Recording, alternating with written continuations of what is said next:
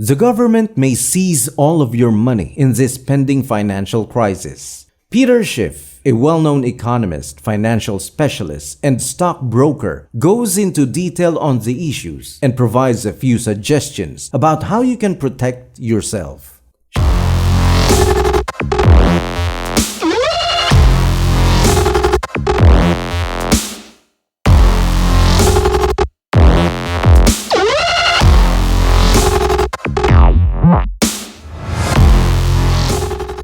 Schiff is also the CEO and Chief Global Strategist of Euro-Pacific Capital Incorporated and has been in the business of educating people regarding free market economics. Peter explains that the government is the reason why the country suffers from inflation, which was created by the government. He said inflation by definition is the expansion of the money supply. To inflate, which literally means to expand. We usually focus about pricing, but you can't increase the price. You can only increase the money supply. However, increasing the amount of money reduces the value of that money, requiring more money to purchase goods and services. As a result, the cost of such products and services rises to reflect the extra cash. According to Schiff, the price increase is just a result of government-induced inflation, notably the Federal Reserve's expansion of the money supply. The government doesn't want the public to know that inflation is created by them because people might oppose it, obviously, because it's a tax. Peter Schiff explained that the government wants to point the finger at everybody but itself. They want to blame the inflation on the public, on greedy corporations gouging their customers, on OPEC for raising the price of oil,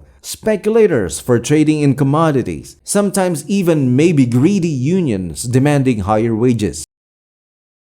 He said people don't see the negative consequences of inflation because we don't know how much lower our cost of living would have been if government-created inflation hadn't occurred. The beauty of capitalism is that it is a force that leads to plenty, efficiency, and economies of scale. So in a capitalism system, the cost of products and services usually decreases, resulting in an increase in our standard of life as we can afford to buy more things. When the government creates inflation, oftentimes, it prevents those benevolent price declines from happening. But we don't complain about it because we don't realize the benefit that we never enjoyed. So if prices go up by 2%, but they should have gone down by 5%. So how does the government charge citizens through its inflationary policies? Peter emphasized that the government requires funds to spend and that it has two options for obtaining those funds. One is the honest way. The government could take it from us through taxation, in which the government literally takes money out of our paychecks, reducing our spending power. Or they could persuade us to loan them the money, in which we take money that we could have spent and loan it to the government, which the government then spends. Now, of course, that represents a claim on future taxpayers, which are ultimately going to have to pay taxes to the government, so the government can pay me back the money it borrowed. But in either of those two ways, taxation or legitimate borrowing, money is sent from the private sector to the government, and then the government puts it back to the private sector. So there is no net increase in the money supply, but there is a net reduction in my personal money supply. The other way the government can pay for spending is just by printing money, and then it gives that newly printed money to somebody else to spend it. However, even if the government did not steal people's money, it did confiscate their purchasing power when this occurred.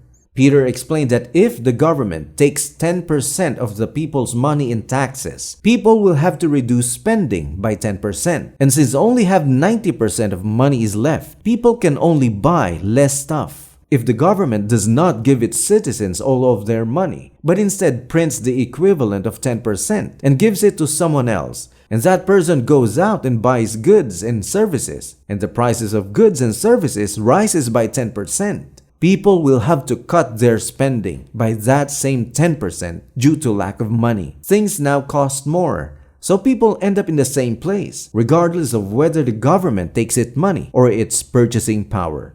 The difference is that when the government steals money from its citizens by raising taxes, we know who to blame, according to Peter Schiff.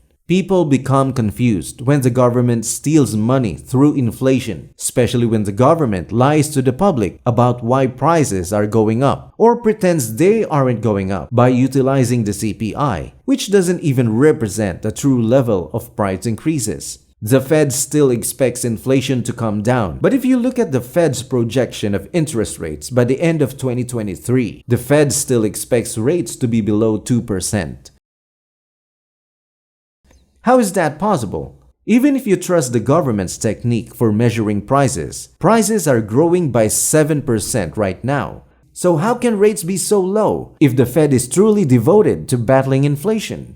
So how are you going to deal with 7% inflation when your interest rates are less than 2%? You have negative real interest rates of more than 5%, according to Peter.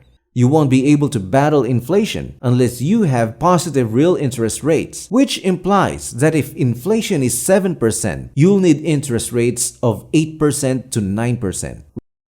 Rates went up there because inflation was 13, and people thought it was going to get even worse, and so the Fed had to get in front of the inflation curve. Fed Chair Jerome Powell, on the other hand, is still significantly behind the inflation curve. That curve is already accelerating, and it will undoubtedly accelerate more as the amount of deficits grows larger, forcing the Fed to print even more money to finance them. The Fed follows Congress orders, and the Fed is glad to monetize any deficits that Congress creates. In reality, the Federal Reserve is urging the government to run larger deficits in order to monetize them. So don't think about cash in terms of yield, according to Peter, because you're not gonna get any. If you stay in cash, waiting to buy bargains in the stock market, you're losing 7.5% while you wait because of the inflation. What about storing it in gold? Peter Schiff explained, if you don't want to be in stocks, gold is a far better alternative since it offers the same flexibility. You can purchase stocks using your gold. Finally, Peter says that gold provides greater flexibility since when stock prices fall, gold prices will be a rise at a minimum to counteract the 7.5% inflation rate.